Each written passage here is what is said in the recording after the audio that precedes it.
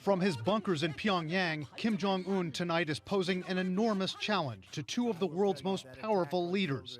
Kim's aggressive, hell-or-high-water pursuit of nuclear weapons and long-range missiles is a pivotal topic as President Trump and Chinese President Xi Jinping look across the table at each other. The North Korea threat is growing by the day, and President Trump and President Xi are under great pressure to do something. What will President Trump say to President Xi to get China to put more pressure on Kim Jong-un to scale back his weapons program?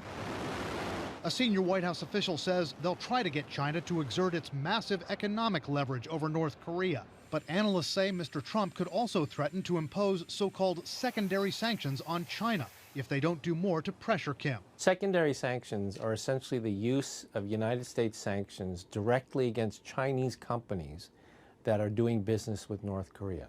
We pressed the White House on whether the president would threaten secondary sanctions on China. They've not responded.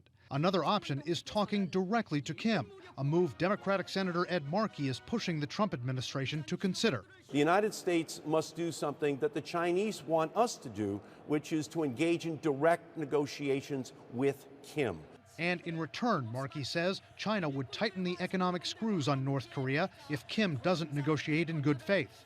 No response from the White House to that idea. If that negotiation fails, there's nowhere else to go.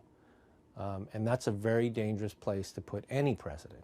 One of President Trump's toughest challenges, getting any movement from a Chinese leader who many experts say doesn't really want to do anything about North Korea. President Xi has no real incentive to take major steps on North Korea because China believes it's better off with even a nuclear-armed and hostile North Korea on its border than with a reunified Korean peninsula allied to the United States. President Trump could try to get Xi to speak directly to Kim Jong-un, but those two leaders still haven't met, and analysts say the Chinese don't much like the young dictator next door. He's not as cooperative and as communicative as his father or grandfather, and so this guy is unpredictable, he's brash, he's in essence irrational, and quite a big ego.